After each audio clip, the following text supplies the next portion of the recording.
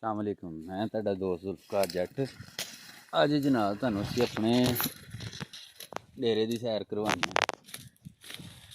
यह देखो जनाब नज़ारे सवेरे सवेरे धुंध ते टका के हर पासे कख नज़र नहीं आन डिया ते ठंड दे विच सवेरे सवेरे जनाब मिठे मिठे गन्ने पिंड आके तो भाई जी यहो जे नज़ारे लभदे ज।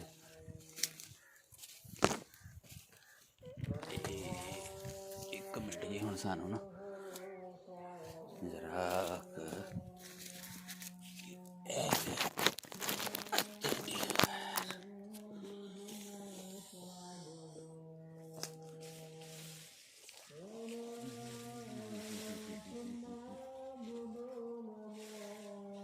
कहते ना सियाने लोग गन्ने के खेत च वड़ जाओ।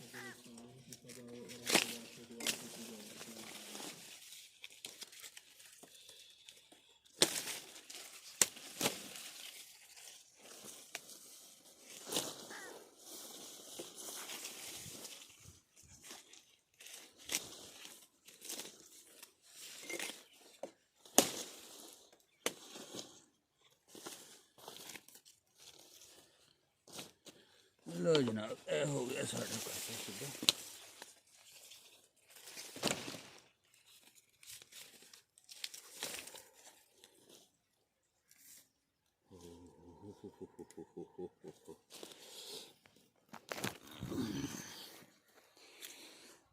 ते यह जनाब सवेरे सवेरे ठंड ते ठंड दे विच गन्ने ते सानू हुण इंजॉय करन दो ते तुसीं भी इंजॉय करो पिंड दा माहौल।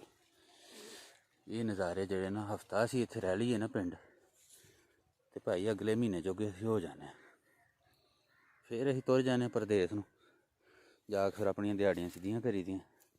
लेकिन फिलहाल जेह्ड़ा ना इस टाइम असीं इंजॉय कर रहे चिल कर रहे ते जिंदे रहो वसदे रहो खुश रहो शाद रहो आबाद रहो।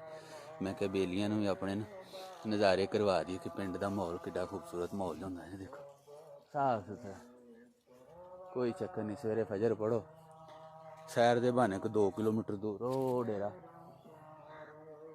ते